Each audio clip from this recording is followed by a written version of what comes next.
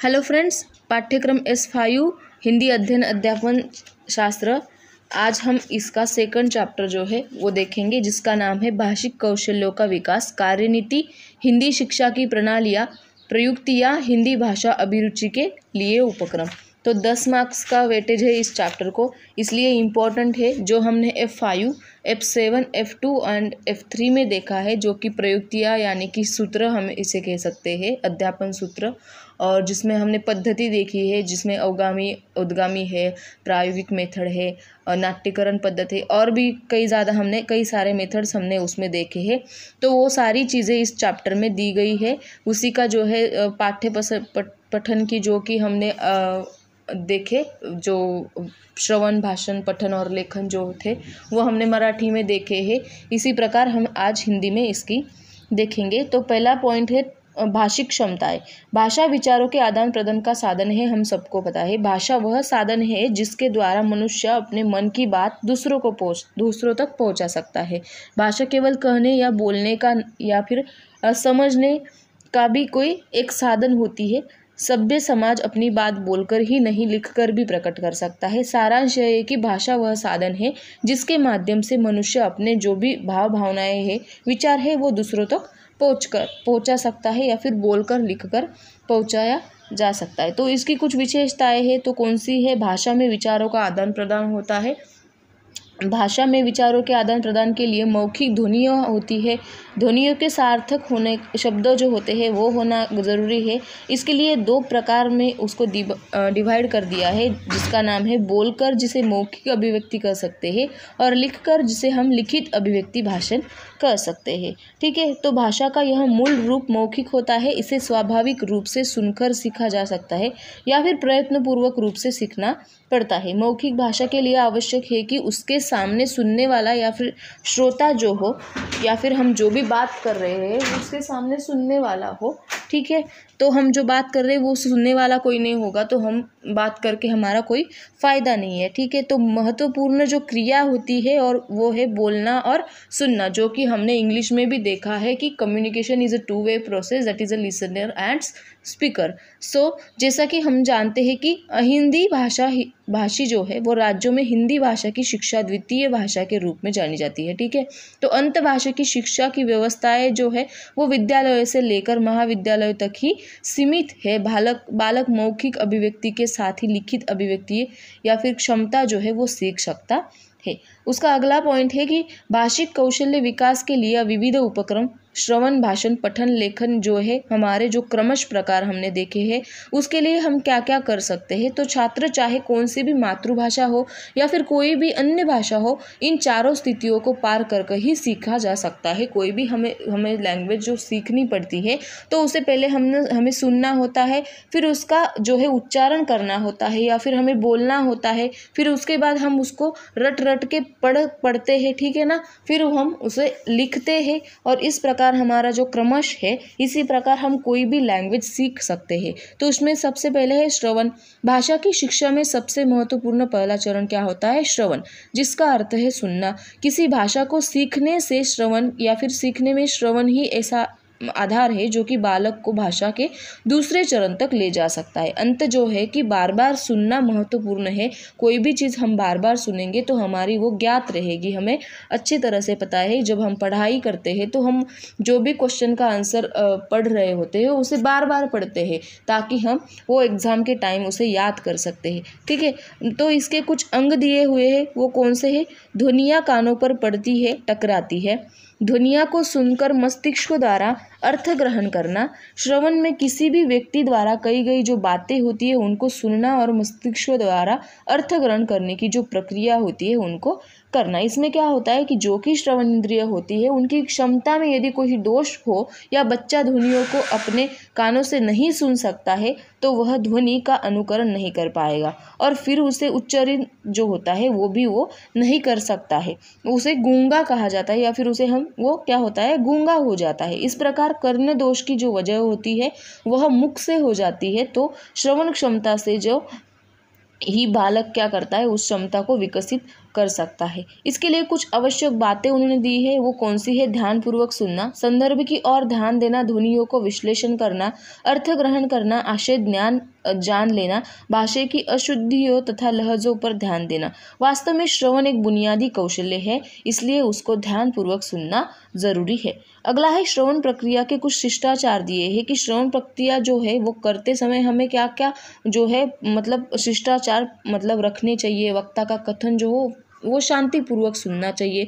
कोई भी बात सामने वाला बोल रहा है तो उसको शांति से सुनना चाहिए। श्रवण करने का जो समय और वक्ता की जो और देखे, क्योंकि वक्ता अपने श्रोताओं की ओर अधिमुख होकर बोलता जाए।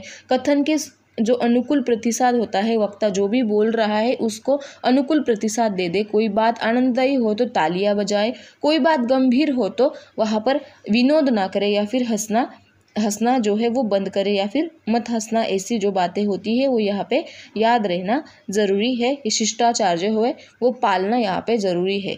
ठीक है, जैसे कि हमने स्पीकिंग एटिकेट्स देखे हैं, ठीक है ना। इस प्रकार की जब हमने देखा है कि कोई अगर सामने वाला हमसे अच्छे से बात कर रहा है तो इसको मतलब हमें सुनना चाहिए, पहले उसकी बात जो है वो पूरी सुननी चाहिए।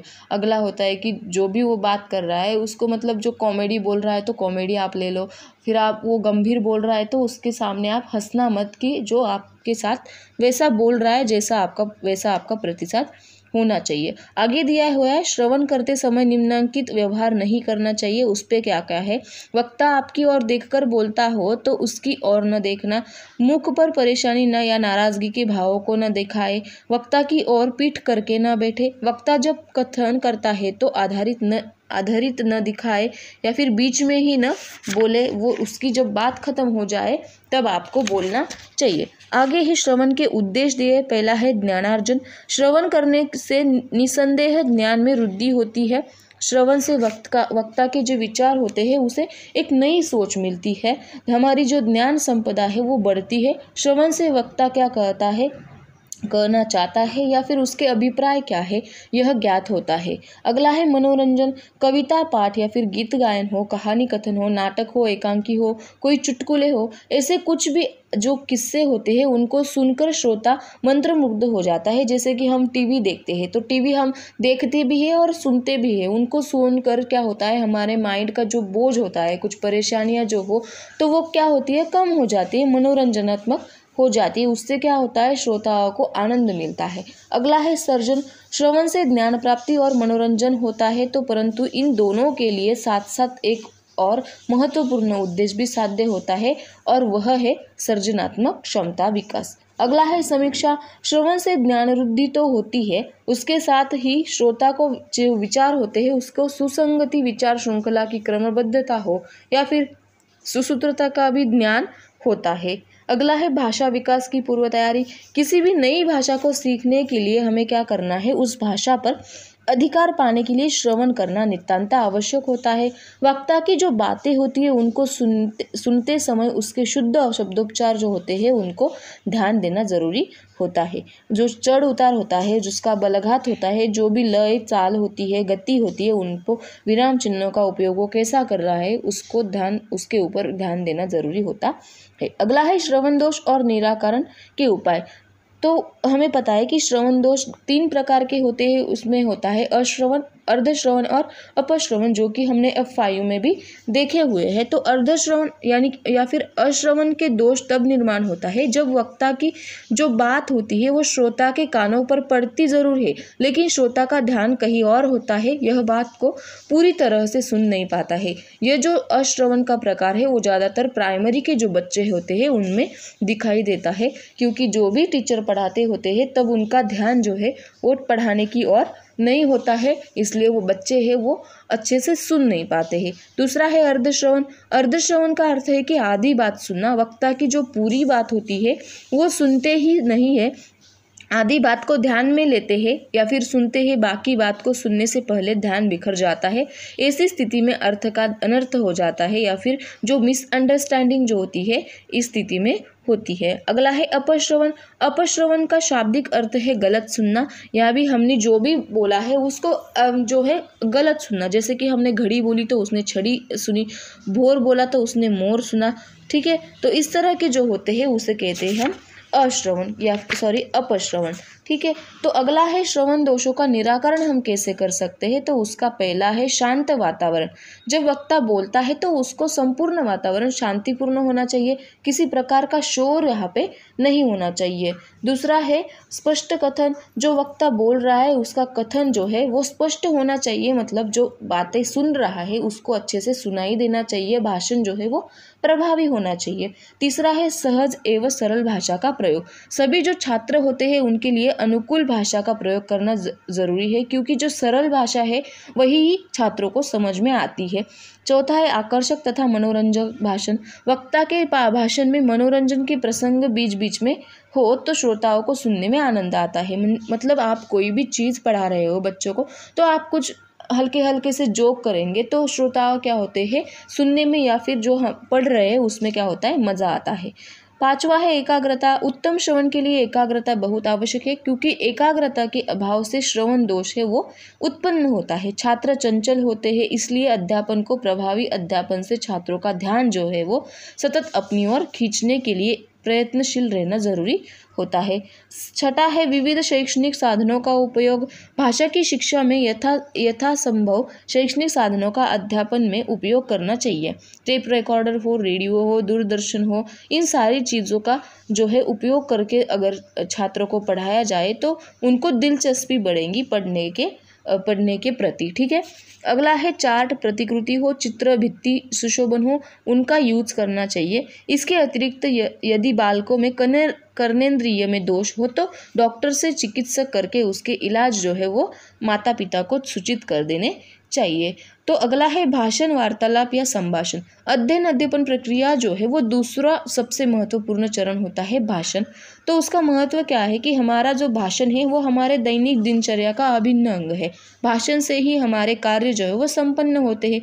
भाषण का मूल अर्थ मुंह से कोई भी ध्वनि व्यक्त करना नहीं, अपितु सार्थक ध्वनियों का उच्चारण करना होता है, जिसका अर्थ श्रोता भली भांति समझता है। तो उसमें क्या क्या है, वक्ता जब अपने आप से कुछ कहता है तो उसे स्वगत कहते हैं। ठीक है, स्वयं से कथन करता है तो उसे स्वगत कथन कहते हैं। जब वक्ता किसी दूसरे व्यक्ति से बात करता है तो उसे हम संभाषण कहते हैं। इसमें श्रोता तथा वक्ता आमने सामने होते हैं। मित्र पड़ोसी हो, छात्र अध्यापक हो, उनके बीच जो बातें होती है उसे संभाषण या वार्तालाप हम कह सकते हैं। तो इस प्रकार कुछ महत्वपूर्ण बातें उन्होंने दी है। तो उसमें क्या है, शुद्ध तथा सुस्पष्ट उच्चारण होना चाहिए, धारा प्रवाहिता होनी चाहिए, उचित स्वराघात, बलाघात तथा लय होना चाहिए, भाषण के अनुकूल हावभाव, मुद्राएं तथा देह बोली जो है वो अच्छी तरह से होनी चाहिए।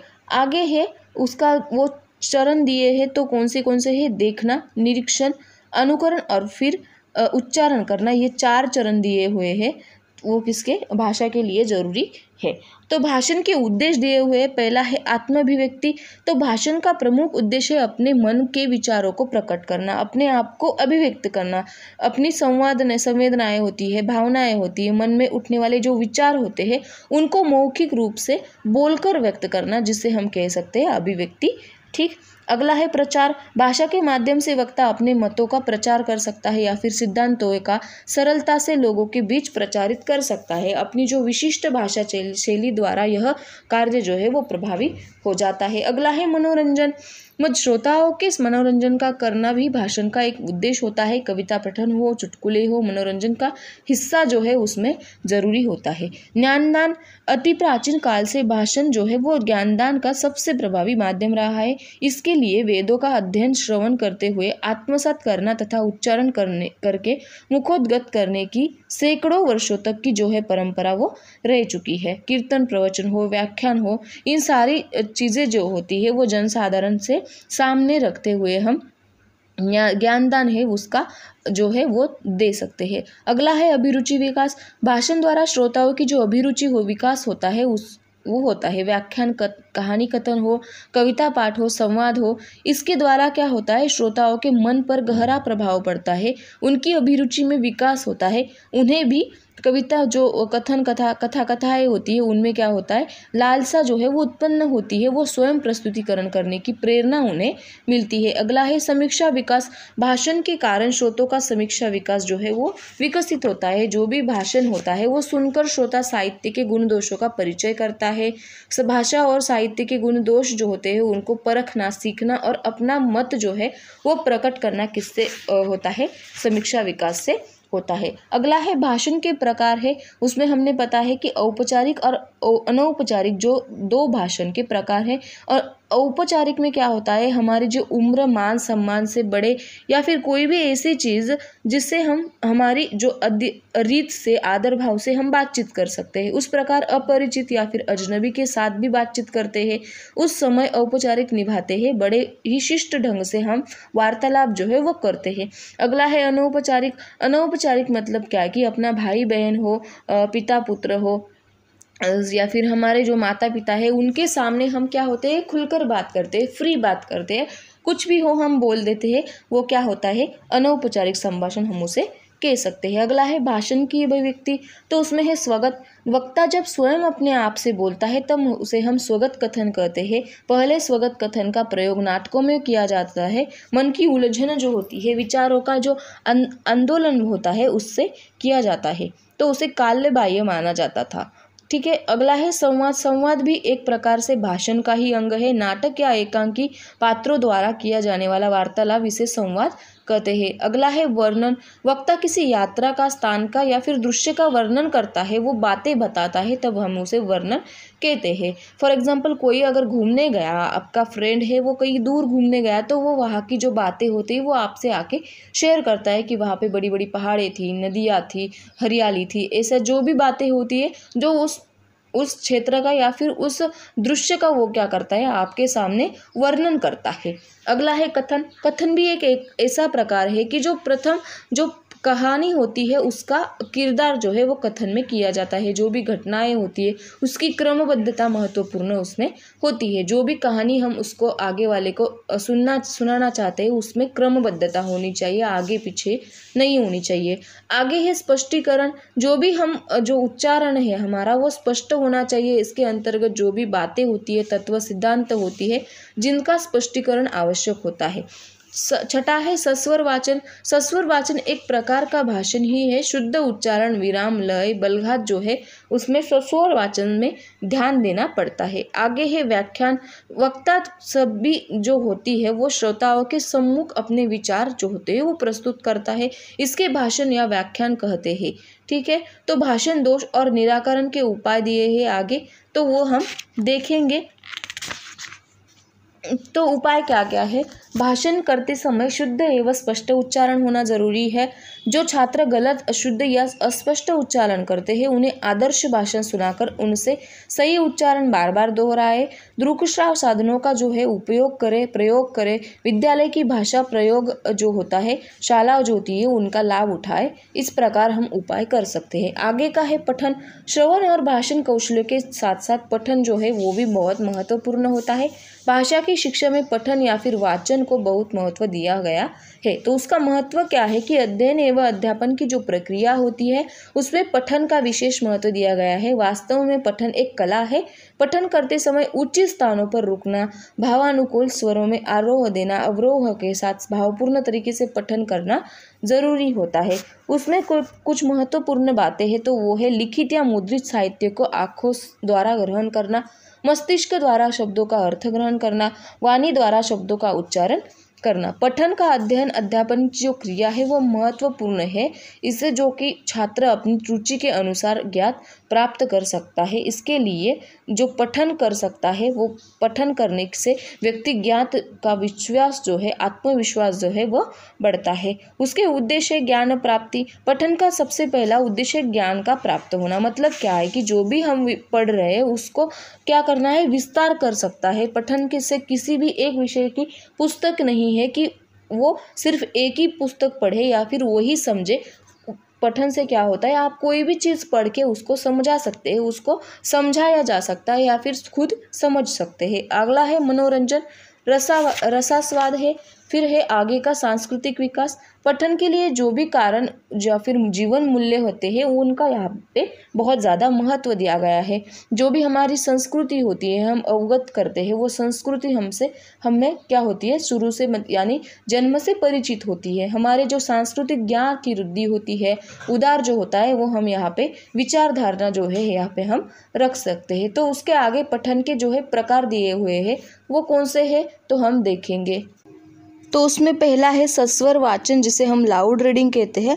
लिखित अथवा जो कि मुद्रित साहित्य होता है, सामग्री होती है जो आँखों द्वारा ग्रहण करते हैं, वो हुए मस्तिष्क से और जाती है और उसका अर्थ ग्रहण होता है, उसे हम सस्वर वाचन कहते हैं।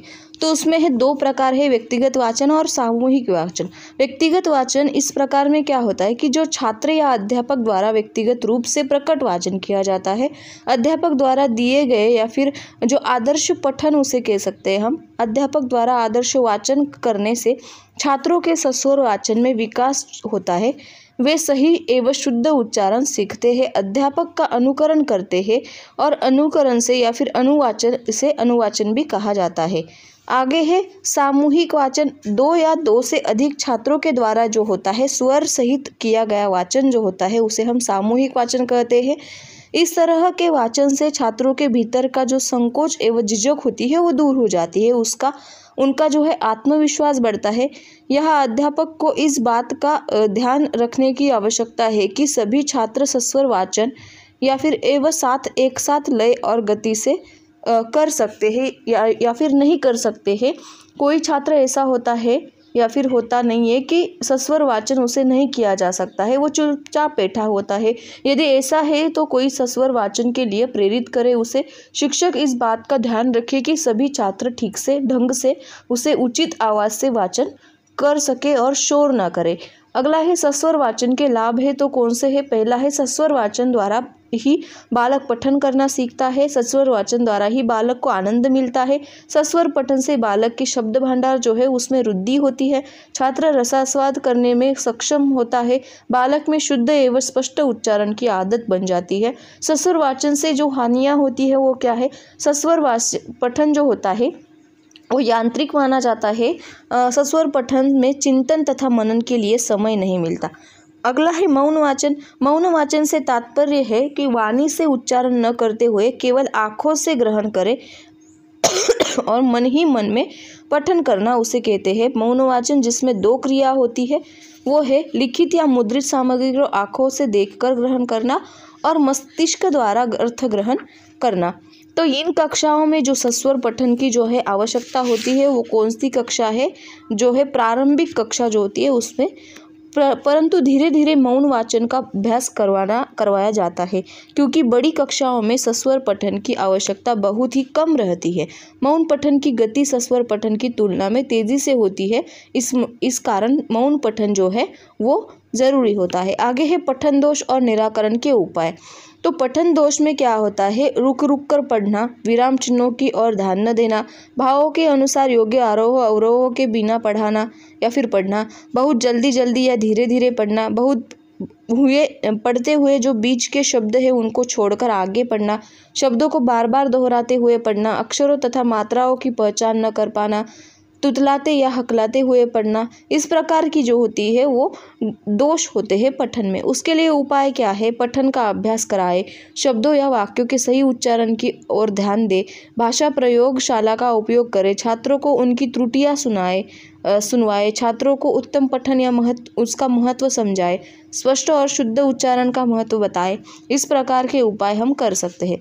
पठन दोष के कारण क्या होते हैं, अध्यापक द्वारा किए गए जो आदर्श वाचन होता है उनका हूबहू अनुकरण न करना, पठन का जो पर्याप्त मात्रा में अभ्यास न होना, अच्छे मार्गदर्शन के अभाव में पठन दोष निर्माण होता है।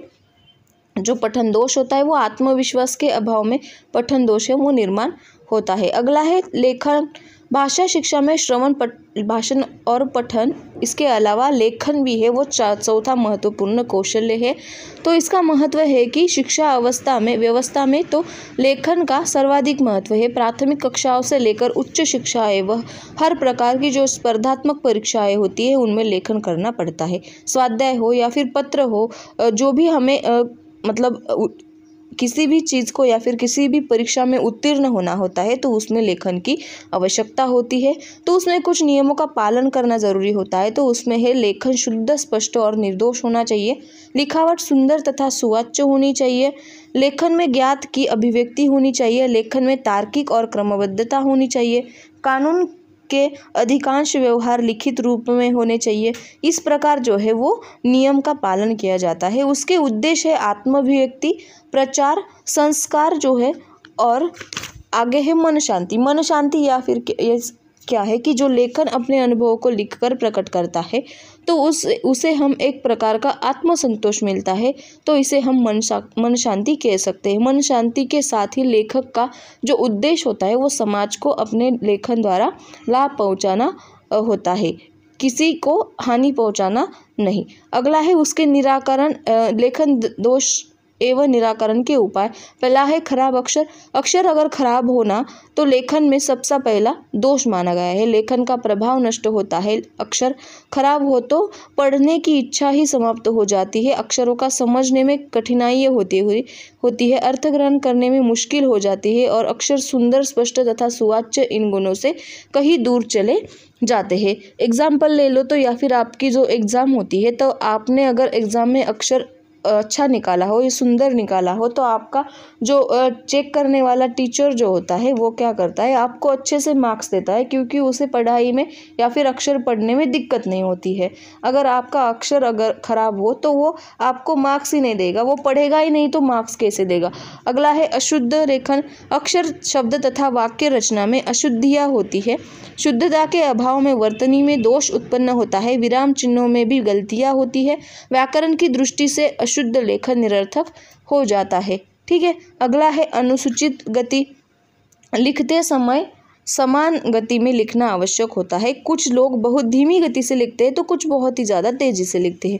धीमी गति से लिखने वाले छात्रों को तासिका के सीमित समय लेखन जो है वो पूरा करना होता है, वो उसमें कठिनाई होती है। और तेज गति से लिखने वाला छात्र अक्सर गलतियाँ करते हुए लिखता है, या फिर उनका अक्षर जो है वो खराब आ जाता है। इसलिए अक्षर का जो लिखना होता है, लिखने वाली जो क्रिया होती है वो मध्यम स्वरूप की होनी चाहिए। अगला है अनुचित शब्दों का प्रयोग। योग्य स्थानों पर योग्य शब्दों का लिखना होना चाहिए। दूसरी भाषा के शब्दों का प्रयोग भी अनुचित शब्दों का प्रयोग भी यहाँ पे होना चाहिए। अगला है लेखन दोष निराकरण के उपाय। सुलेखन लिपि पुस्तिकाओं का उपयोग सुलेखन विकास के लिए करना।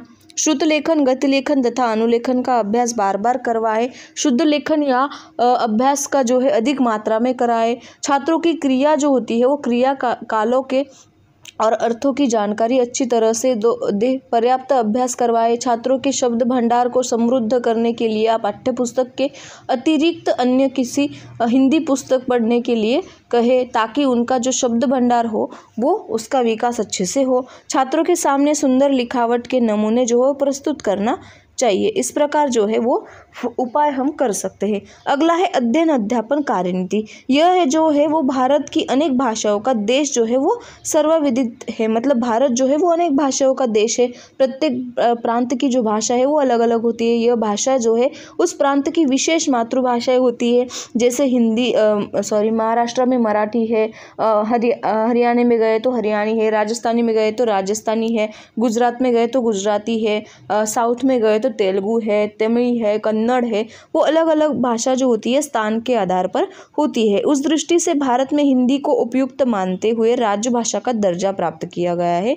यह संपूर्ण राष्ट्र में बोली जाने वाली और समझी जाने वाली भाषा है, इसलिए यह भारत की राष्ट्रभाषा भी है। भारत की जो एकता है वो लाना एवं राष्ट्रीय एकात्मता की भावना जो है विकसित करना हिंदी भाषा का सबसे महत्वपूर्ण उद्देश्य है। हिंदी जो है भाषा प्रदेशों में हिंदी का अध्ययन अध्यापन द्वितीय भाषा के रूप में किया जाता है। इस भाषा को हमारे राज्य में द्वितीय भाषा के रूप में स्वीकार करने से छात्रों में एकात्मता का राष्ट्रीय भाव जो है वो विकसित होगा। द्वितीय भाषा के रूप में जो हिंदी है या फिर हिंदी की जो शिक्षा होती है वो महाराष्ट्र में कक्षा 5वीं से आरंभ होती है। कक्षा 5वीं में 7वीं तक छात्रों को दैनिक व्यवहार के लिए हिंदी का जो है उपयोग करना या फिर ज्ञात होना चाहिए। छात्रों का शब्द भंडार जो है वो बढ़ने लगभग 1500 शब्दों को वो अच्छी तरह से जान ले तथा दैनंदिन बोलचाल में उनका जो है प्रयोग भी करे। प्रारंभ में शब्द संख्या 5वीं में 300 होगी और छठी कक्षा में 500 होगी, तब बढ़ेगी और 7वीं में वो 700 तक जाएगी। कुल मिलाकर वो 7वीं कक्षा के अंतिम चरण में नए शब्दों की संख्या 1500 तक हो जाएगी। द्वितीय भाषा जो है वो हिंदी के पाठ्यक्रम के अनुसार छात्रों को हिंदी के व्यावहारिक रूप का परिचय हो जाएगा। वे इन 1500 रूप के ज्ञात के जो आधार पर बड़ी हुई है, इसलिए उसे वार्तालाप जो है वो करना ज़रूरी है। इस दृष्टि में कुछ निम्नलिखित उद्देश्य उन्होंने दिए हुए हैं। तो उसमें है राष्ट्रभाषा के प्रति प्रेम भाव करना या फिर आदर भाव करना, हिंदी के अध्ययन से हिंदी साहित्य तथा हिंदी साहित्यकारों के बारे में अपनत्व की भावना जो है वो उत्पन्न करना, सरल सहज तथा व्यावहारिक हिंदी भाषा का प्रसार करना, विविध भाषा बोलने वाला छात्र जो होते हैं उनके बीच एकता का भाव जो है वो पैदा करना, हिंदी में व्यक्त किए गए जो भावों को सहजता से ग्रहण करना, अपने मन विचारों तथा भावों को सरल एवं आसान हिंदी में लिखित रूप में प्रकट करना। ये जो है वो सारी क्या है निम्नलिखित उसके उद्देश्य दिए गए हुए हैं। तो अगला है अध्ययन अध्यापन कार्य नीति। तो उसमें है ज्ञान रचनावाद। हमने देखा है काफ़ी बार कि वास्तव में यह जो शब्द है वो कहाँ से आया है। इसके मूल में जाए तो यह देखा जाए कि राष्ट्रीय अभ्यासक्रम का जो ढांचा है NCF जिसे हम कहते हैं, नेशनल करिकुलम फ्रेमवर्क्स जो है, उसी प्रकार के जो बच्चे होते हैं उनकी अनिवार्य एवं निःशुल्क मुक्त शिक्षा का अधिकार जो है 2009 RTE जो है उसके 29 के अनुसार ज्ञान रचनावाद का सिद्धांत जो है वो पाया गया है। इस सिद्धांत की जो विस्तृत जानकारी है वो अध्यापक प्राप्त करे तथा उसके कक्षा अध्यापक में अधिक से अधिक जो है इस्तेमाल करें। ज्ञान रचनावादी सिद्धांतों के अनुसार छात्रों को शिक्षा का अनुकूल वातावरण, सामग्री तथा साहित्य भी है वो उपलब्ध करवाए। इस प्रकार उसमें है ज्ञान रचनावादी की जो कि शिक्षा प्रणाली है उसके अंतर्गत पियाजे, जॉन डुई, वाइगॉट्स्की है तथा ब्रूनर जैसे शिक्षा शास्त्रीय जो है उन्होंने अपना जो है मत प्रदर्शित किया गया है। अगला है हिंदी शिक्षा की प्रणालियाँ पद्धतियाँ। महाराष्ट्र राज्य में महाराष्ट्र जो मातृभाषा मराठी है प्रथम भाषा के रूप में पढ़ाई जाती है, परंतु हिंदी का अध्यापन द्वितीय भाषा के रूप में किया गया है। दूसरी भाषा का अध्यापन परिणाम कारक करने के लिए छात्र अध्यापकों भाषा शिक्षा की विविध प्रणालियाँ जो है एवं पद्धतियाँ है उनका अध्ययन करने अपने स्वयं के भाषा ज्ञात को विस्तृत एवं विकसित करने की नितांत आवश्यकता है। तो इसमें कुछ पद्धतियाँ और प्रणालियाँ दी हुई है। वो कौन सी है? स्वाभाविक प्रणाली, व्याकरण अनुवाद प्रणाली, वेस्ट प्रणाली, गठन विधि प्रणाली, समन्वयात्मक प्रणाली, कथन पद्धति, नाट्यकरण पद्धति, उद्गामी अवगामी और भूमिका पालन पद्धति जो है वो हमने देखी है काफ़ी बार। फिर हम इसमें हिंदी में जो है वो एक बार देखेंगे। तो स्वाभाविक प्रणाली में क्या होता है कि इसे मातृभाषा अध्ययन प्रणाली भी कहा जाता है। हम देखते हैं कि बालक अपनी मातृभाषा बिना किसी दिक्कत से बड़ी सहजता से सीखता है ना। भाषा की औपचारिक जो है वो शिक्षा के लिए बिना वह अपने मनोभावों को सरलता से व्यक्त करता है। भाषा शिक्षा की यह जो अनौपचारिकता होती है उसे हम अनौपचारिक पद्धति कहते हैं।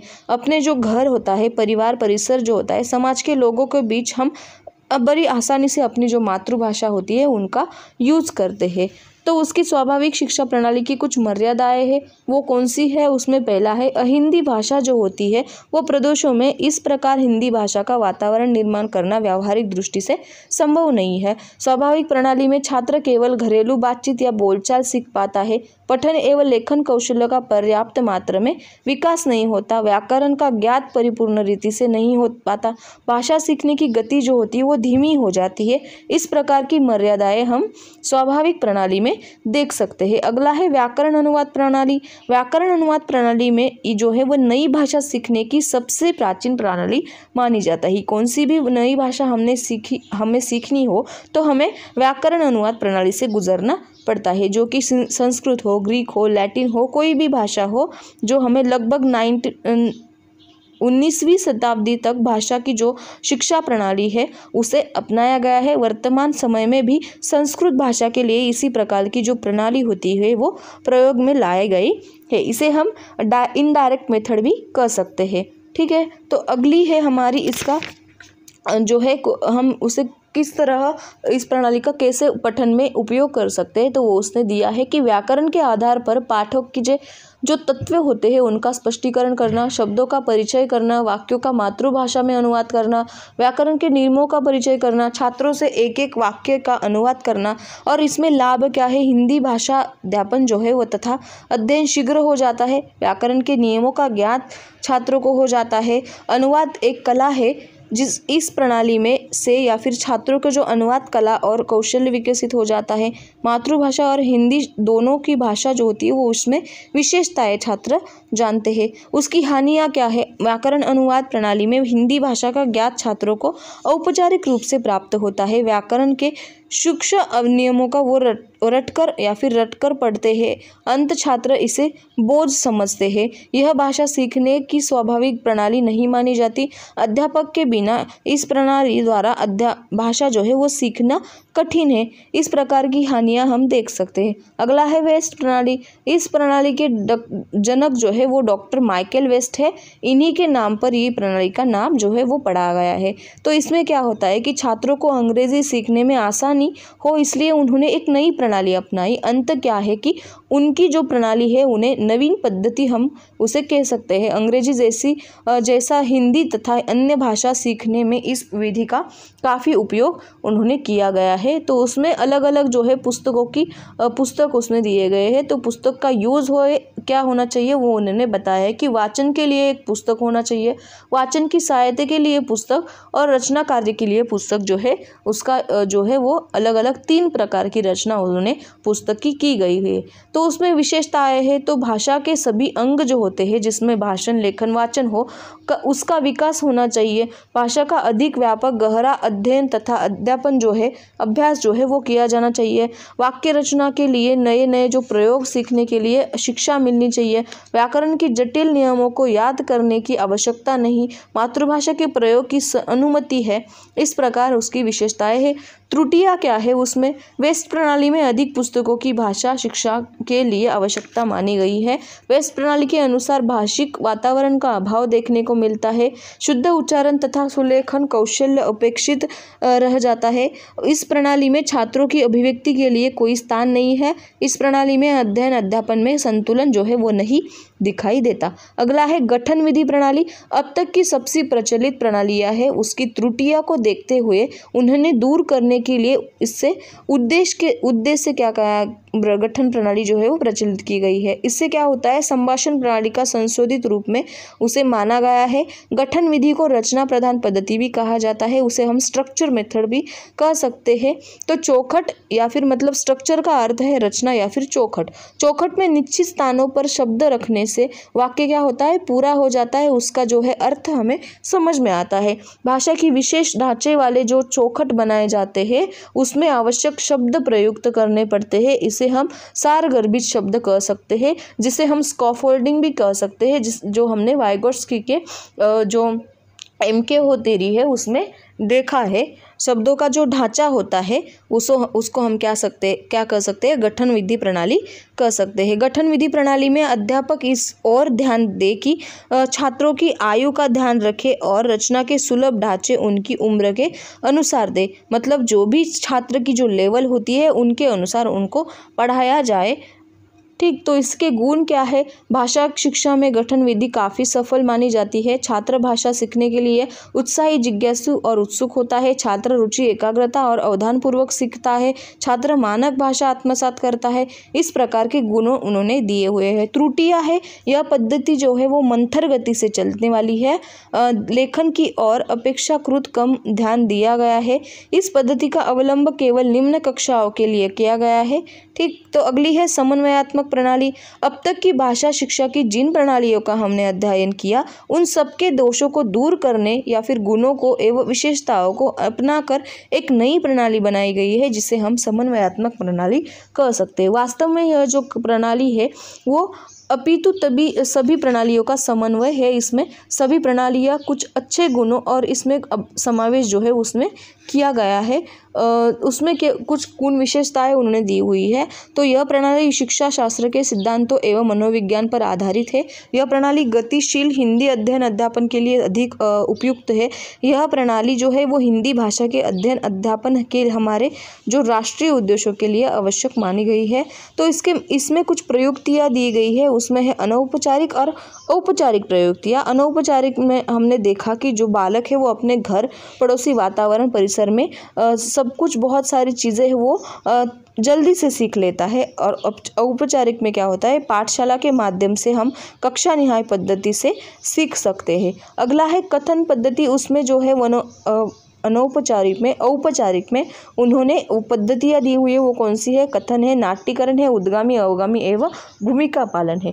तो कथन पद्धति में क्या होता है कि जो आदिकाल से चली आ रही है, वो जो पद्धति है वो आदिकाल से चली आ गई है।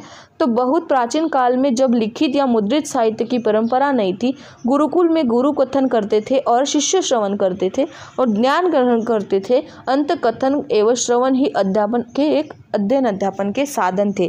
कथन पद्धति असल में बहुत ही आकर्षक, मनोरंजक और जिज्ञासावर्धक, छात्रों के विकास में सहायक ऐसी बहुगुणी पद्धति है। अध्यापन पद्धति या फिर भाषा का ज्ञात हो तो वह कथन प्रभावी रूप से कर सकता है। मौखिक रूप से किसी विषय का प्रस्तुतिकरण किया जाए तो उसे कथन पद्धति कह सकती है। उसमें हम किसी भी घटना, प्रसंग या फिर कहानी हो, उसे हम जो है क्रियात्मक जो है क्रियावार हम उसे सुनाया जा सकता है, वो उसे कहते हैं हम कथन पद्धति। उसमें कुछ विशेषताएं हैं। उसमें पहली है विषय ज्ञान।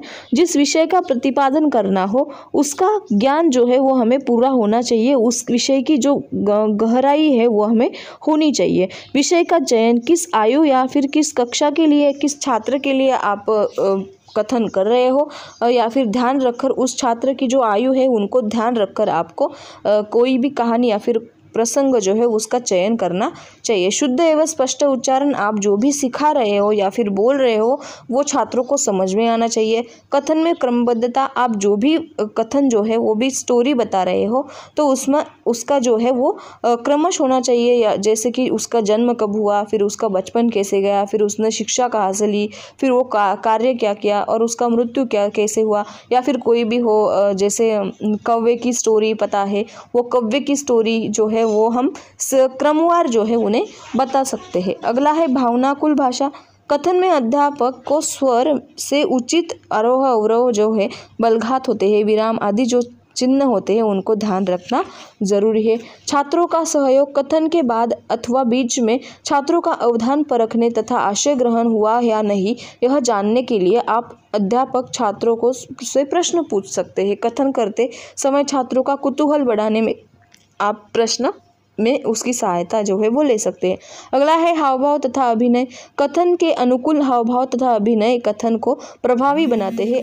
तो इसमें क्या होता है कि जितनी आवश्यक है उतना ही हावभाव या फिर अभिनय का सहारा लेना चाहिए। अगला है नाट्यकरण पद्धति। शिक्षा के अंतर्गत नाट्यकरण से आशय है एक ऐसी प्रभावी साधन है या फिर अध्यापन पद्धति है जो अध्यापन को सफल बनाती है। छात्रों में शिक्षा, संस्कार एवं वर्तन परिवर्तन के लिए नाट्यकरण जो पद्धति है वो अत्यंत उपयुक्त है। तो उसका उद्देश्य क्या है कि नाटक शब्द की उत्पत्ति से नट धातु से हुई हुए, तो जिसका अर्थ है भावों का प्रदर्शन। दूसरे अर्थ में नट यानी अभिनेता होता है। अभिनेता द्वारा अभिनय आदि के द्वारा भाव प्रदर्शन जो नाट्य होते हैं उसका नाटक उसे हम कह सकते हैं। बालकों की जो भाषिक क्षमताएं होती है उसका विकास करने के लिए नाट्यकरण एवं सक्षम असमर्थ या फिर माध्यम है। नाट्यकरण से क्या होता है, दृश्य एवं श्रव दोनों का अंगों का जो है वो यथातथ प्रयोग यहाँ पे होता है। इसीलिए इसे अभिनय, केशभूषा या फिर वेशभूषा, नेपथ्य, संगीत, चित्र इन आदि का योगदान नाट्यकरण पद्धति में होता है। तो इसके उद्देश्य है कि छात्रों को विविध भावों तथा रसों की अनुभूति देना, नाटकों, एकांकी या कहानी के पात्र द्वारा अच्छे एवं आदर्श जीवन मूल्यों का स्वीकार करना, ऐतिहासिक, सामाजिक, पौराणिक जो कथा वस्तु होती है उनकी जानकारी देना, छात्रों को रसानुभूति तथा रसास्वाद की क्षमता जो होती है उसमें विकसित करना, छात्रों में काव्य वाचन, नाट्य वाचन, काव्य गायन, भाषण जो होती है वो कौशलों को विकास करना, सहानुभूति एवं संवेदनशील भावनाओं को विकसित करना, बोलने के ढंग में आकर्षकता जो होती है वो परिणाम कारक इसमें होता है। इस प्रकार जो है उसके उद्देश्य। अगला है उसका उपयोग। अध्यापक के लिए जो यह नितांत आवश्यक होता है कि अपने अध्यापन शैली में नाट्यीकरण का अंतर्भाव करना चाहिए। नाट्यीकरण उससे जो अध्यापक होते हैं वो सफल बनाने में सहायक सिद्ध होता है। छात्रों के मन पटल पर इसका चिरस्मरणीय प्रभाव जो है वो रहता है। अध्यापक चाहे किसी भी अध्यापन पद्धति का अवलंब करे, अगर वह नाट्यीकरण का आधार लेता है तो वो निश्चित रूप से क्या होता है, छात्रों को वह पढ़ा सकता है, सुबोध तथा अर्थबोध दृष्टि से सफल जो है छात्रों को बना सकता है। अगला है नाट्यीकरण का उसका महत्व क्या है कि भाषा के जो अध्यापन के लिए नाट्यीकरण पद्धति महत्वपूर्ण वरदान जो है वो है। साहित्य की जो अधिकांश विधियों होती है वो अध्यापन के नाट्यीकरण या फिर नाट्यीकरण पद्धति को अपनाया जा सकता है, जैसे कि कहानी लेखन होना, लघु कथा, नाट्य प्रवेश है। इन सारे जो चीज़ें होती है उन्हें पढ़ाते समय स्वर में उतार चढ़ाव, कोमल एवं कठोर स्वर, आवेश, करूपा, सहानुभूति जो होती है, उनके जो हाव भाव होते हैं वो आदि को भावभंगित जो है भंगिमा के द्वारा दर्शाया जा सकता है। पाठ के लिए जो आवश्यक वातावरण निर्मित होती है वो इससे द्वारा की जाती है। उसके उच्चारण में भी ये दिखाई देता है कि जैसे कि सुंदर हो, बहुत बड़ा, सागर जैसा गहरा, शांत, चंचल, नटखट इत्यादि जो भी होते हैं वो शब्द है वो नाट्यीकरण का महत्व रूप से प्रेरित होता है। उसका लाभ है, क्या क्या लाभ है कि पाठ सजीव, आकर्षक तथा सशक्त बनता है। छात्रों की कंठस्थ करने की जो क्षमता होती है वो बढ़ती है। छात्रों की अभिनय कला जो होती है वो बढ़ती है, उसको विकास मिलता है। छात्रों के भाषण एवं वाचन का जो कौशल्य होता है उसका विकास होता है। छात्रों की आकलन शक्ति बढ़ती है। अंत स्वयं अध्ययन की क्षमता जो होती है वो विकसित होती है। पाठ का जो केंद्रीय भाव होता है एवं कथा वस्तु होती है वो आसानी से क्या होते हैं, समझ लेते हैं। तो अगला है उद्गामी पद्धति, जिसे हम इंडक्टिव मेथड कहते हैं। तो ये हमने काफ़ी बार देखी है। तो ये एक शास्त्रीय अध्यापन पद्धति है। इस पद्धति में पहले क्या होता है कि उदाहरण प्रस्तुत किए जाते हैं और बाद में सिद्धांत, तत्व, नियम आदि जो है वो स्थापित किए जाते हैं। अध्यापक के मार्गदर्शन में विद्यार्थी उदाहरणों का निरीक्षण करते हैं, फिर उनका जो वर्गीकरण करते हैं और सिद्धांत प्रस्तावित करते हैं। इन पद्धति में अध्यापक की उपस्थिति अनिवार्य है, परंतु भूमिका केवल पथ प्रदर्शन की होती है। छात्र को स्वयं संशोधन करना पड़ता है। यह विद्यार्थी क्रियाशील रहता है। मतलब ये पद्धति जो है वो चाइल्ड सेंटर है। हमने काफ़ी बार देखा है, इंपॉर्टेंट है, 4 मार्क्स के लिए पूछी जा सकती है। ठीक है, जो अपने नियमों का आविष्कार यहाँ स्वयं विद्यार्थी करता है और इस पे आनंद होता है उसे ये करने में। इस पद्धति द्वारा छात्र को जो स्वयं शिक्षा ग्रहण करने की प्रेरणा मिलती है, यह शिक्षा देने की अपेक्षा लेने की प्रवृत्ति दिखाई देती है। इस प्रणाली द्वारा छात्र अर्जित ज्ञान जो होता है वो स्थायी बनता है।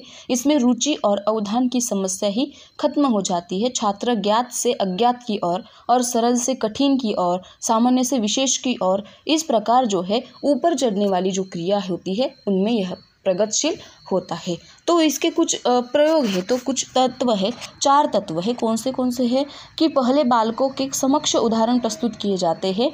छात्र उन उदाहरणों का निरीक्षण करके विश्लेषण करते हैं। उन उदाहरणों के आधार पर वो सामान्यकरण करते हुए सिद्धांत या फिर कोई नियम हो वो स्थापित करते हैं। अंत में निष्कर्ष क्या है कि कोई भी नियम हो या फिर कोई सत्यता का वो परीक्षण करते हैं। तो उसके 4 प्रकार है, उदाहरण, विश्लेषण, सामान्यकरण और परीक्षण। इस प्रकार के जो 4 तत्वों के आधार पर उद्गामी पद्धति जो है वो कार्यान्वित करती है। तो इसकी त्रुटियां जो है वो दिए हुए है। तो उसमें है, उद्गामी पद्धति से अध्यापन मंद गति से चलता है, यानी कि धीमी गति होती है। शोध कार्य करते समय छात्रों के द्वारा गलतियां करने की तथा गलत निष्कर्ष निकालने की जो संभावना होती है वो इसमें अधिक होती है। अध्यापक की उपस्थिति तथा मार्गदर्शन बहुत ज़रूरी होता है। इसमें कोई भी जो स्टूडेंट है वो अपने अध्यापक के सामने ही जो ये कृति है वो कर सकता है। निम्न कक्षाओं के लिए यह पद्धति जो है वो उपयुक्त नहीं है। इस प्रकार इसमें दिया गया है। अगली है अवगामी पद्धति। दोनों में से कोई भी पूछी जा सकती है, अवगामी या फिर उद्गामी। 4 मार्क्स के लिए इम्पोर्टेंट है, इसलिए करना बहुत ज़रूरी है। तो इसे हम डिडक्टिव मेथड कहते हैं इंग्लिश में। और इसमें इसका जो है वो हमने डिफरेंस भी देखा है, उद्गामी एंड अवगामी का। तो वो आप जाके देख सकते हैं, लिंक मैंने डिस्क्रिप्शन बॉक्स में डाल रखी है। इसे जो है व्याख्या प्रणाली भी कहते हैं। इस प्रणाली में नियम जो होते हैं वो व्याख्या प्रस्तुत की जाती है। नियम मतलब पहले पहले नियम और बाद में व्याख्या जो है वो प्रस्तुत की जाती है। बाद में उपयुक्त उदाहरण दिए जाते हैं। उदाहरणार्थ यदि अध्यापक को व्याकरण की संज्ञा इस इकाई को पढ़ाना हो तो वह पहले संज्ञा की परिभाषा बताएगा कि संज्ञा किसे कहते हैं, जैसे कि जिस शब्द से किसी व्यक्ति, वस्तु, स्थान, भाव या फिर जाति का नाम का बोध हो उसे संज्ञा कहते हैं। उदाहरणार्थ राम, पुस्तक, गाँव, गाय, भलाई इत्यादि। हाँ, तो इस प्रकार जो व्याकरण की दिशा होती है वो कैसे होती है, हमने देखा कि उद्गामी की दिशा जो होती है वो ज्ञात से अज्ञात की ओर होती है, तो अवगामी में दिशा क्या होती है, अज्ञात से ज्ञात की ओर जाती है। सरल से कठिन हो तो इसमें क्या होता है, कठिन से सरल की ओर जाती है। यह जो विधि है वो वास्तव में छात्रों को नीरस उबा देने वाली तथा नववैज्ञानिक जो है वो स्थिति जो है वो है। तो उसमें कुछ त्रुटियां है, वो कौन सी है, छात्रों को स्वयं शिक्षा की प्रेरणा नहीं मिलती है, वो खुद नहीं कर सकते। इसमें टीचर जो है वे सक्रिय रहते हैं, मतलब वो टीचर सेंटर है। इसमें कंठस्थ करने पर अधिक बल दिया गया है, तो छात्रों की जो निष्क्रियता होती है वो दिखाई देती है। छात्रों को कृति करने का आनंद एवं प्रेरणा नहीं मिलती। ज्ञान प्राप्ति के लिए छात्रों को परिश्रम करने की आवश्यकता होती है। अध्यापक छात्रों को तैयार ज्ञान जो होता है वो देता है। अध्ययन प्रक्रिया में छात्र स्वयं निर्भर नहीं होते, जिनके उन्हें जो होता है अध्यापक जो होता है वो उस पर निर्भर होते हैं। छात्रों की जिज्ञासा एवं संशोधन के लिए कोई स्थान इसमें नहीं होता है। अंत में यही समझ में आता है कि उनकी जो सृजनशीलता होती है उसको प्रोत्साहित नहीं करता है कौन सा मेथड, डिडक्टिव मेथड यानी कि अवगामी पद्धति। अगला पॉइंट है भूमिका पालन, role playing model of teaching हम इसे कह सकते हैं। तो अध्यापन प्रक्रियाएं के बारे में जब हम विचार करते हैं तो हमारे सामने अध्ययन अध्यापन की दो क्रियाएं सबसे पहले उपस्थित होती है। वो क्या है, अध्यापन परिणाम कारक होने से छात्रों का अध्ययन सुलभ हो जाता है। प्राय हम देखते हैं कि कोई भी कक्षाओं में अधिक कला जो है शिक्षक केंद्रित अध्यापन पद्धति का प्रयोग होता है, लेकिन वर्तमान के समय में क्या है कि विद्यार्थी केंद्रित अभ्यासक्रम जो है वो अधिक आवश्यक माना गया है। इस दृष्टि से संशोधन करने के बाद अनेक पद्धतियां विकसित हो गई है। उन पद्धतियों का अध्ययन के लिए जो प्रयोग में लाना बहुत ज़्यादा ज़रूरी है। छात्रों का जो पाठ होता है उसमें सहभाग विद्यार्थियों का रहना बहुत ज़्यादा ज़रूरी है। विद्यार्थियां जो होती है वो सक्रिय इसमें होने चाहिए, प्रभावशील होने चाहिए। तो इस प्रकार जो अध्ययन का जो उद्देश्य होता है वो छात्रों द्वारा कैसे अध्ययन हो रहा है, वह कहाँ तक सफल होया है, यह देखने के लिए भूमिका पालन की जो है वो रोल प्लेइंग मेथड का यूज किया जाता है। तो ये जो होता है कि शिक्षक एवं विद्यार्थी दोनों ही इसमें क्या होते हैं, एक दूसरे के प्रति सजग होते हैं, उत्साही एवं सहभागी होने में अनिवार्य होते हैं। अध्यापन प्रक्रिया को प्रभावकारी बनाने के हेतु शिक्षण जो शास्त्र होते हैं उन्होंने संशोधन करते हुए इस पद्धतियों की खोज जो हुए कर रही है। तो उसे अध्यापन प्रतिमान भी कर सकते हैं। अमेरिकन जो शिक्षा शास्त्री ब्रूस जॉयस है तब तथा मार्शा विल जो है उन्होंने अपने ग्रंथ में मतलब मॉडल्स ऑफ टीचिंग में लिखा है कि ये सर्वप्रथम 22 प्रतिमानों का प्रतिपादन किया। इन प्रतिमानों के द्वारा प्रभावशाली अध्ययन अध्यापन प्रक्रिया के लिए पूरक एवं अनुकूल वातावरण निर्माण किया और उसकी जो है जानकारी उसने दी हुई है। इन्हीं में से एक को भूमिका पालन जो है प्रतिमान कह सकते हैं। ठीक है, ब्रूस जॉयस के अनुसार क्या है कि कक्षा में या फिर अन्य परिस्थिति में अध्यापन हेतु किया जाने वाला मार्गदर्शन का ढांचा होता है उसे हम अध्यापन प्रतिमान कहते हैं। और ब्रूस जॉयस तथा मार्शावाल का क्या कहना है कि असल में अध्यापन एक प्रतिमान अध्यापन के भिन्न भिन्न मार्गों से या फिर मार्गों में है, जिनका प्रयोग करने से विद्यार्थियों के लिए क्या होता है, अध्यापन हेतु जो है वो शिक्षक कथा में ही पोषक तथा अनुकूल वातावरण जो हो निर्माण करता है। तो इसका प्रतिमान क्या है, जीवन में हर व्यक्ति सदैव क्या होता है, किसी न किसी भूमिका का निर्वाह करता है। ठीक है, जैसे परिवार में एक पुरुष एक साथ बेटा, पति, पिता, भाई, बहन इत्यादि की भूमिका जो होती है वो निभाता है। हर रिश्ते वो क्या करता है, वह अपनी भूमिका बेखूबी से निभाता है। इसका अर्थ है कि व्यक्ति अपना भावना जो है क्रिया तथा भाषा के द्वारा अपनी कार्यशैली जो है वो निश्चित करता है।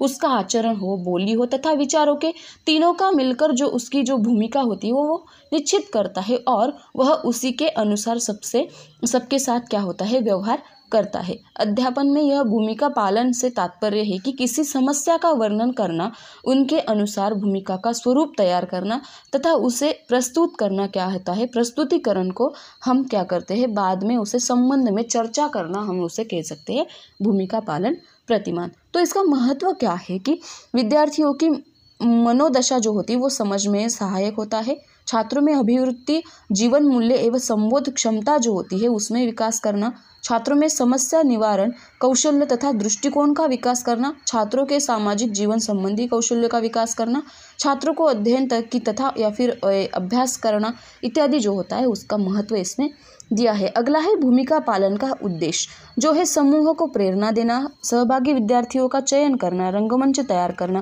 प्रस्तुतिकरण करना, पुनः प्रस्तुतिकरण करना, चर्चा करना या फिर मूल्यमापन करना, चर्चा तथा मूल्यमापन, अनुभवों का आदान प्रदान करना, ये सारी चीज़ें हैं जो इसमें आती है। अगला है हिंदी शिक्षा की प्रयोक्तियाँ जिसे हम कह सकते हैं सूत्र, जो हमने काफ़ी बार देखे हैं। प्रिंसिपल ऑफ लर्निंग जो हमें पता है कि F5 में है, F2 F3 में है, F7 में है, जो है कि जैसे ज्ञान से मतलब क्या है कि मराठी में हम उसे कहते हैं ज्ञानाकडून अज्ञानाकडे, संयोजनाकडून पृथ्वीकडे, सोप्याकडून कठीणाकडे, है ना, विशेषकडून सामान्याकडे, सुगुणाकडून दुर्गुणाकडे। तो इस प्रकार हमें इसमें कह सकते हैं, जो मैंने इसमें स्पेशल जो है वो वीडियो बना के रखा हुआ है, तो आप जो है वो उसे जाके देख सकते हैं, लिंक मैंने डिस्क्रिप्शन बॉक्स में दी हुई है। हिंदी भाषा का अध्ययन एवं अध्यापन के लिए कुछ ऐसे सूत्रों की ज़रूरत होती है जिसका अवलंब करने पर अध्ययन अध्यापन जो प्रक्रिया है वो अध्यापक तथा छात्र दोनों के लिए लाभदायी हो सकती है। तो प्रसिद्ध शिक्षा शास्त्र हर्बर्ट स्पेंसर जो है उन्होंने अध्यापन प्रक्रिया का विश्लेषण करते हुए कहा है कि कुछ सामान्य शिक्षा सूत्रों की रचना उन्होंने की हुई है। तो पहला है उसे ज्ञात से अज्ञात की ओर, मतलब जो चीज़ विद्यार्थियों को या फिर छात्रों को पता नहीं है उस चीज़ या फिर पता है उस चीज़ से क्या करना है, उस पता हुए चीज़ से उन्होंने अज्ञात की ओर जाना है, मतलब न जो समझने वाली चीज़ है उससे असमझने वाली चीज़ के पास जाना है। अगला है सरल से जटिल की ओर, उसके बाद है मूर्त से अमूर्त की ओर, विशेष से सामान्य की ओर, पूर्ण से अंश की ओर, आसान से कठिन की ओर, प्रकृति का अनुसरण है, मनोविज्ञान से तर्क की ओर है, और आगे है अनुविशेष से जो है सामान्य मतलब उसकी और। तो इसमें क्या होता है, जो ज्ञात चीज़ें होती हैं उससे अज्ञात की ओर विद्यार्थियों को जाना है, जो सरल चीज़ें हैं उससे जटिल की ओर जाना है, मूर्त जो होती है जिससे उससे हमें क्या होना है, अमूर्त की ओर जाना है। जैसे कि हम यहाँ पे एग्जाम्पल ले सकते हैं भगवान जी का, उसमें आगे है विशेष से सामान्य की ओर जाना है, जो भी विशेष क्रिया होती है उससे क्या होता है, हमें सामान्य की ओर जाना होता है, पूर्ण से अंश की ओर जाना होता है, तो पढ़ाकर बच्चों को समझाना है। इस प्रकार आप कर सकते हैं।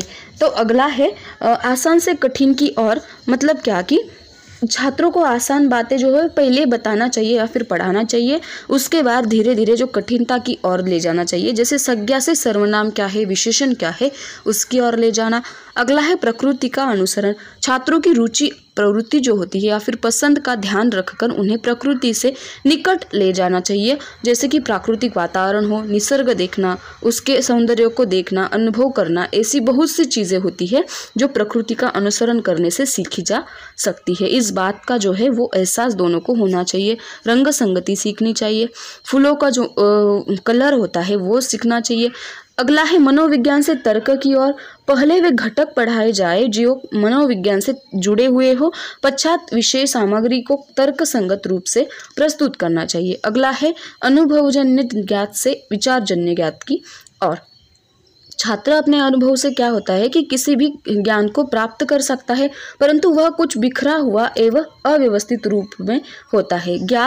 ज्ञान की दृष्टि क्या होती है, एक महत्वपूर्ण अवश्य होता है जिसमें सुनियोजन करना या फिर आवश्यक होती है, जिसमें सुसंगत और तर्कपूर्ण बनाने में अध्यापक के लिए मार्गदर्शन की आवश्यकताएं होती है। अगला पॉइंट है भाषा अभिरुचि विकसन के लिए विविध उपक्रम। ये हिंदी शिक्षा की जो प्रयुक्तियाँ हमने देखी, ज्ञात से अज्ञात की ओर, सरल से जटिल की ओर, मूर्त से अमूर्त की ओर, विशेष से सामान्य की ओर, ये जो है वो 4 मार्क्स के लिए आपको पूछी जा सकती है, इम्पोर्टेंट है इसलिए ध्यान में रखना, ठीक है। तो अगला है पॉइंट भाषा अभिरुचि विकसन के लिए विविध उपक्रम। भाषा अभिरुचि विकसन के लिए अध्यापक के द्वारा जो विविध उपक्रम करवाए जाते हैं तथा जिनके कारण छात्रों के बर्ताव में अपेक्षित परिवर्तन दृष्टिगोचर जो हो वो होता है उसे हम अध्ययन अनुभूति कहते हैं। पाठशाला में जाने से पूर्व भी बालक क्या करता है, अनेक अनुभूतियाँ कुछ न कुछ सीखता रहता है, जैसे कि बोलना हो, घर में वह माता पिता या फिर घर के बाकी सदस्य होते हैं उनको सुन सुनकर वो उनका अनुकरण करता है, बोलना सीखता है। परंतु इस तरह की जो कई बातें होती है वो सीखने के बावजूद उसे क्या होता है, विद्यालय में भेजा जाता है, फिर ठीक है, ताकि वो वांछित दिशा जो होती है उसमें प्रवेश करे, उसका अपेक्षित परिवर्तन हो, उसके चरित्र पर असर डाले और उसके जीवन को सही मार्ग पर मोड़ दे। इसलिए हम उसे क्या करते हैं, पाठशाला में भेजते हैं। तो इसमें पाठशाला में मिलने वाले अनुभव तथा अनुभूतियाँ है वो कौन सी है। पाठशाला में अध्यापक विविध प्रकार के अनुभव छात्रों को देते हैं, जैसे वे प्रश्न पूछते हैं, कथन करते हैं, पठन करते हैं, चित्र दिखाते हैं, उसके आधार पर पाठ का स्पष्टीकरण करते हैं। इन सब में यह दिखाई देता है कि अध्यापक जो अधिक सक्रिय होते हैं, छात्रों की भूमिका निष्क्रिय होती है। इसमें अंत छात्रों के जो अनुभव होते हैं उन्हें अध्यापन यह ध्यान रखे कि वो छात्रों का भी उन क्रियाओं में सहभाग हो। उसमें दो वर्गों में बांटा गया है। इसमें हम कह सकते हैं एक प्रत्यक्ष अनुभव जिसे हम डायरेक्ट एक्सपीरियंस कहते हैं और दूसरा है अप्रत्यक्ष अनुभव जिसे हम इनडायरेक्ट एक्सपीरियंस करते हैं। तो प्रत्यक्ष अनुभव में क्या होता है, जो हमारी ज्ञानेंद्रिय होती है उसके माध्यम से प्रत्यक्ष मिलने वाला अनुभव जो होता है उसे हम प्रत्यक्ष अनुभूति कहलाते हैं। उदाहरण तो मीठा हो, कठोर हो, मुलायम हो, गर्म हो, ठंडा हो, सुरीली, तलाव, खुशबू इत्यादि जो आदि हमारी जो है वो 5 ज्ञानेंद्रिय हमने मिलने वाली अनुभूतियाँ जो है वो प्रत्यक्ष अनुभूतियाँ है। अगला है अप्रत्यक्ष अनुभूति। जब प्रत्यक्ष अनुभव देना संभव नहीं होता है तो प्रतिकृति या फिर चित्र बनाकर दिखाया जाता है। चिकित्सा विज्ञान में हृदय या शरीर के किसी भाग की प्रतिकृति बताकर रचना तथा कार्य समझाया जाता है। अप्रत्यक्ष अनुभूति देने के लिए आलेख, सारिणी जो होते हैं, चित्रपट होते हैं, उनकी सहायता ली जा सकती है। अगला पॉइंट है अध्ययन अनुभूतियों के स्रोत। वो कौन से हैं? छात्रों को अध्ययन अनुभूतियाँ घर, समाज, परिसर, खेल का मैदान, मित्र, संचार, किसी के भी दौरान क्या है प्राप्त हो सकती है। उसमें पहला है कक्षानुसार अध्ययन अनुभूति। हिंदी के जो अध्ययन एवं अध्यापन का उद्देश्य है वो क्या है कि बालकों को भाषाई कौशल्य से और हिंदी भाषा की विशेषताओं से परिचित कराना है। तो कक्षा की 5वीं तथा 6ठी में क्या होता है कि हिंदी विशेष शब्दों का उच्चारण सुनकर अर्थ ग्रहण करना। इस उद्देश्य के लिए कक्षा 5वीं तथा 6ठी दोनों के लिए समान उपक्रम जो है वो निर्धारित किए जाते हैं, जैसे कि कथा सुनना, कविताओं का कंठस्थ करना इत्यादि इसमें आता है। अपने जो विचारों को सरल और शुद्ध हिंदी में प्रकट करते हुए उन्होंने अध्ययन अनुभव जो है वो उसमें क्या किया है, 7वीं और कक्षा 8वीं की जो है अध्ययन अनुभव बताए गए हैं। तो उसमें ही शब्द जो होता है शुद्ध तथा स्पष्ट उच्चारण के होने चाहिए। पड़ोसियों के साथ आसान और शुद्ध हिंदी में बातचीत करना चाहिए। कथा सुनने चाहिए या फिर श्रवण। हिंदी के लिए उच्चारण विशेषता जो होती है वो 7वीं के लिए क्या है कि उच्चारण भेदों के अनुसार होने वाला अर्थ भेद जानना चाहिए। हिंदी कथाएं अवधान पूर्वक सुननी चाहिए। अनुस्वार और चंद्र बिंदु में अंतर समझना चाहिए। 8वीं के लिए क्या होता है कि उच्चारण की ओर ध्यान देकर सुनकर अर्थ ग्रहण करना चाहिए। अध्ययन जो होता है हिंदी और मातृभाषा के उच्चारण में अंतर जो है वो समझना चाहिए। ठीक है, जैसे हम हिंदी में मतलब बोलते हैं और मराठी में हम म्हणजे बोलते हैं, म्हणजे आपण त्याला म्हणतो, ठीक है। इंग्लिशमध्ये आपण मीन्स बोलतो, ठीक। इस प्रकार जो है वो अंतर जो है वो समझने चाहिए। आगे का पॉइंट है हिंदी भाषा की अभिरुचि विकसन के लिए उपक्रम हम क्या क्या कर सकते हैं। तो उसमें दिए गए हैं कि छात्रों की जो भाषा होती है वो ज्ञान विकसित करने के लिए होती है, ठीक है। तो उनकी भाषा के प्रति अभिरुचि का विकास होने के लिए पाठशाला में अध्यापक अनेक उपक्रमों का आयोजित कर सकता है। इसमें क्या होता है, पहला है कि हिंदी भाषण प्रतियोगिता जो है उसका आयोजन कर सकते हैं। हिंदी कविता पाठ के आयोजन कर सकते हैं। आकाशवाणी और दूरदर्शन के कार्यक्रमों को सुनकर और देखकर जो है वो मौका दे सकते हैं। सस्वर वाचन हो, मौन वाचन हो, मुहावरा कहावतें जो होती है उनका जो होता है वो हम प्रतियोगिता बना सकते हैं। छोटी कक्षाओं में हिंदी वाक्य प्रतियोगिता या फिर आयोजित कर सकते हैं। छात्रों की जो किसी विषय पर कुछ वाक्य बोलना या फिर उनको बोलने की अवसर देना, ये जो है वो उपक्रम जो है वो आयोजित कर सकते हैं। तो अगला है शिक्षक तथा छात्रों द्वारा निर्मित सहायक सामग्री। अध्यापक छात्रों के साथ मिलकर बहुत से ऐसे साधन होते हैं जिनका अध्ययन अध्यापन प्रक्रिया में उपयोग हो सकता है। तो उसमें क्या होता है, पाठ्यक्रम के आधार पर कक्षा अनुसार शब्द संग्रह तैयार करना, वाक्य संग्रह तैयार करना, मुहावरे तथा कहावतों का संग्रह करना, प्रत्यक्ष कक्षा के लिए पाठ्योत्तर वाचन करना, कठपुतली के खेल जो है वो उसके द्वारा पाठों का नाट्यीकरण करना, भाषिक खेलों का संग्रह करना, तरंग चित्र एवं भित्ति चित्र, हस्तलिखित संग्रह, पाठों के लिए उचित चित्रमालिका जो होती है, आसान प्रतिकृतियाँ जो होती है उनका क्या करना जो है हम इसमें सामग्री जो है वो डाल सकते हैं। अगला है विविध अध्ययनवर्ती उपक्रम। इम्पोर्टेंट है, 3 या फिर 4 मार्क्स के लिए पूछा जा सकता है। तो छात्रों के जो बौद्धिक विकास होता है उनके उसको वो कहाँ से होता है, पाठ्य पुस्तक के उसे सहायता मिलती है, परंतु छात्रों के जो सर्वांगीण विकास होते हैं उसके लिए सिर्फ पाठ्य पुस्तकों के संबंधित क्रियाएं काफ़ी नहीं है। ठीक है, छात्रों में छिपे हुए जो कि उनके स्वाभाविक नेचर हो या फिर गुण हो उसको खोजकर उनका विकास करना चाहिए। वो शैक्षणिक का क्या है, शिक्षा का मेन उद्देश्य है। अंत पाठशाला में इस प्रकार के छात्रों को भावनिक, शारीरिक तथा क्रियात्मक विकास के लिए अनेक उपक्रमों का आयोजन करना चाहिए। उसमें पहला है श्रवण की दृष्टि से श्रुत लेखन हो, भाषण हो, आकाशवाणी हो, उन कार्यक्रमों को सुनना और उसमें क्या होता है बच्चों की या फिर छात्रों की श्रवण शक्ति जो है वो विकसित होती है। आगे है भाषण, वक्तृत्व हो, कथा कथन हो, चित्रकथा हो, काव्य पाठ हो, उनको क्या करना है, इसमें सुनाना, उसमें क्या होता है भाषण विकास होता है। पठन, वाचन स्पर्धा हो, नाट्य वाचन हो, समाचार हो, इसमें क्या होता है, इन उपक्रमों को अध्यापक पाठशाला में करवा सकते हैं। लेखन होता है, भित्ति पत्रिका है, कला गुणों का विकास करना, जो कि किसी भी बच्चों में कोई भी कला हो सकती है। किसी के लिए गायन करना अच्छा लगता है, किसी को चित्रकला हो, नृत्य नाटक हो, सांस्कृतिक कार्यक्रम हो, मेहंदी हो, रंगोली हो, इन आदि स्पर्धाओं का अगर आयोजन किया तो उनके अंदर जो सृजनशील विकास होता है, क्रिएटिव माइंड जो होता है वो विकसित होता है। अगला है क्रीड़ा। अगला है शैक्षणिक अध्ययन अनुभूति प्रदान करने के लिए जो सरस्वती यात्राओं का आयोजन करना चाहिए। राष्ट्रीय एकात्मता बच्चों के अंदर जो है वो मतलब डेवलप करनी चाहिए। ठीक है, अगला है भाषा प्रयोगशाला। तो भाषा प्रयोगशाला का आधुनिक भाषा शिक्षा में एक सहायक रूप से हम प्रयोग किया जाता है। मतलब यह ऐसा तकनीकी स्रोत है जो छात्रों को शिक्षा के पारंपरिक तरीके और नवनीतम पद्धति से भाषाई कौशल्य प्रदान करता है। भाषा प्रयोगशाला मूल भाषा कौशल्य की पद्धति को विकसित करता है। भाषा प्रयोगशाला के कारण छात्रों को उनके लेखन कौशल्य तथा मौखिक क्षमता जो होती है वो विकास करने की उपयुक्त तकनीक जो होती है उनको मिलती है। भाषा में निपुणता प्राप्त करने में भाषा प्रयोगशाला काफ़ी सहायक होती है। आगे है भाषा प्रयोगशाला का महत्व। तो महत्व क्या है कि यह किसी भी भाषा के लिए उपयुक्त साधन है। भाषा प्रयोगशाला के कारण छात्रों को भाषा का सही ज्ञान मिलता है। भाषा प्रयोगशाला सूक्ष्मता से भाषा का अध्ययन करवाती है। छात्रों में आत्मविश्वास उत्पन्न होता है। छात्रों को सार्वजनिक स्थलों में जो बोलने की प्रेरणा जो होती है वो भाषा से मिलती है। तो उसके उद्देश्य श्रवण, प्रतिक्रिया, मूल्यांकन करना, निरीक्षण एवं मार्गदर्शन करना। छात्रों के जो होते हैं उसका क्रियाओं का निरीक्षण करना, वो कैसे मतलब बोलते हैं, कैसे बैठते हैं, उन सारी चीज़ों को निरीक्षण करना। अगला है भाषा प्रयोगशाला के घटक।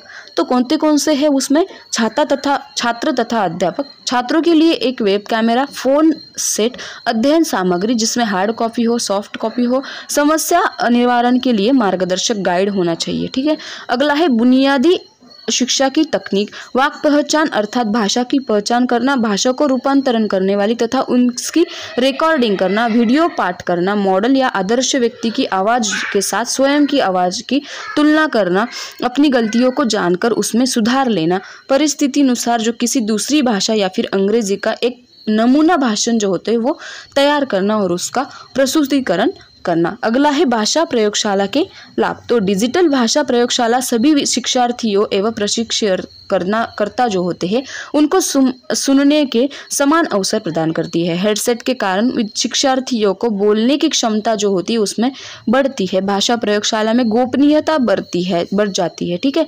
मनोवैज्ञानिक जो होते हैं उनकी दृष्टि में यह शिक्षार्थियों के लिए सहायक होती है। भाषा शिक्षा में कमजोर छात्रों को या तुतलाते या फिर रुक कर बोलने वाले जो छात्र होते हैं उनके मन में जो झिझक होती है, संकोच होता है, वो भाव होता है, उसको छुटा कर पाने में भाषा प्रयोग की मदद जो है हमें करनी चाहिए। छात्रों को उनके अनुकूल क्षमता के अनुसार एक गति से पाठ सीखने की सामग्री को उन तक पहुंचने चाहिए। धीमी गति से सीखने वाले जो छात्र होते हैं उनके लिए प्रयोगशाला में एक अलग से नियुक्त अध्यापक होता है जो कमज़ोर छात्रों की भाषाई कठिनाई या दोष जो है वो दूर करने में पूर्ण सहायक होता है। इस प्रकार भाषा प्रयोगशाला जो होती है वो छात्रों की भाषाई कौशल्य संबंधी क्षमताओं का विकास करने में अत्यधिक महत्वपूर्ण भूमिका है वो निभाई जा सकती है। भाषा प्रयोगशाला हर पाठशाला में होनी चाहिए ताकि छात्रों के उच्चारण संबंधी जो दोष होते हैं उनका हम निवारण कर सकते हैं। ठीक है, इसलिए भाषा के उत्तम ज्ञान के लिए भाषा के श्रवण, भाषण हो, पठन हो या फिर लेखन हो, उन कौशल्यों को पूर्ण विकास के लिए भाषा प्रयोगशाला का एक अनिवार्य घटक जो है वो है। इसका महत्व लगभग सभी शिक्षा शास्त्री जो होते हैं उनको वो जानने चाहिए और उनको जानना भी जरूरी है। अगला है आदर्श भाषा प्रयोगशाला। अपना ये लास्ट टॉपिक है। शिक्षा को अधिक प्रभावशाली बनने के लिए कुछ स्मार्ट प्रयोगशाला की ज़रूरत होती है। हर विद्यालय में आवश्यकता इसकी है, क्योंकि आज का जो मतलब ज़माना है या फिर आज का जो युग है, 21वीं सदी जो है वो स्मार्ट टेक्नोलॉजी के साथ अडॉप्ट की गई हुई टेक्नोलॉजी है। तो उसमें हम किन किन चीज़ों की समावेश या फिर किन किन की चीज़ों का समावेश कर सकते हैं। LCD है, प्रोजेक्टर है, लगभग 40 माइक्रोफोन्स होने चाहिए, इलेक्ट्रिक बोर्ड होने चाहिए, कंप्यूटर, फ़ोन सेट होने चाहिए, टेप रिकॉर्डर, ग्रामोफोन होने चाहिए, लिंग्वा फोन होने चाहिए, रेडियो हो, TV, DVD, VCR, VCD, चित्र प्रदर्शक जिसे हम OHD करते हैं। उपरोक्त जो भी सारी उपकरणें हैं एवं शैक्षणिक साहित्य से सुसज्जित भाषा का प्रयोगशाला का मुख्य उद्देश्य छात्रों की भाषा जो होती है उसके संबंधित झिझक को दूर करना या फिर उनकी भाषा की जो प्रवाहमयी बनाना या फिर जिसके छात्रों का मनोबल होता है वो बढ़ेगा तथा वो पूरी आत्मविश्वास के साथ आत्माभिव्यक्ति कर सकेंगे। किसके कारण? इन सारी चीज़ों के कारण। इस प्रकार जो है हम भाषा जो है वो प्रयोगशाला है, भाषा प्रयोगशाला का यूज जो है वो कर सकते हैं। इस प्रकार हमारा ये चैप्टर जो है यहाँ पे समाप्त हुआ है। तो उसमें आगे स्वाध्याय दिया हुआ है, उसमें वस्तुनिष्ठ प्रश्न में रिक्त स्थानों की पूर्ति कीजिए है, उचित जोड़ियाँ बनाई है, एक वाक्य में और उत्तर लिखना है, लघुत्तरी प्रश्न है और दीर्घोत्तरी प्रश्न है उसमें दिए गए हैं। तो इसका जो है अलग से मैं वीडियो बनाकर आपको डालूंगी। जब आपके एग्ज़ाम एकदम नज़दीक आएंगे तब उसके इम्पोर्टेंस मैं आपको दे दूंगी। इस प्रकार जो है हमारा दूसरा चैप्टर जो है वो यहाँ पे समाप्त हुआ है। तीसरा चैप्टर है जिसे हम अभ्यासक्रम, पाठ्यक्रम, पाठ्यपुस्तक और आशय विश्लेषण है, वो तीसरे चैप्टर का नाम है, वो हम जल्दी ही देखेंगे। और काफ़ी सारे ही बुक में हमने मतलब फर्स्ट ईयर में, पूरे ही ईयर में हमने इसमें देखा है ये पाठ्यक्रम क्या होता है, पाठ्यपुस्तक क्या है, ये सारा ही हमने देखा है। फिर भी हम फिर से ज्ञात जो है वो कर लेंगे, कोई बात नहीं, इजी है, मैं आपको बताऊंगी। ठीक है, तो इस प्रकार है कुछ ऐसे हमारे जो है वो सारा ही सिलेबस लगभग ख़त्म होने वाला है। बाकी जो वीडियोस है मैं वो अपलोड कर रही हूँ, जो इम्पोर्टेंट कंसेप्ट है वो आपको वाइट बोर्ड के थ्रू समझा रही हूँ। तो आपको वो भी वीडियो अच्छे लगते होंगे। प्लीज़ अगर लगते हो तो लाइक, शेयर, सब्सक्राइब, अपने कॉलेज के जो ग्रुप्स होते हैं उनको भेजना। सीटेट, टेट हो या फिर TT हो, उनका भी हमने जो है वो मराठी व्याकरण की सीरीज़ भी है जो वो हमने स्टार्ट करना यहाँ पे शुरू कर दी है। तो लगभग सारी चीज़ें जो है वो आपको मिल जाएंगी इस चैनल पे। तो इसकी जो है वो तैयारी जो है वो धीरे धीरे हम कर रहे हैं। तो मिलते हैं फिर अगले ही चैप्टर में। Bye bye, take care.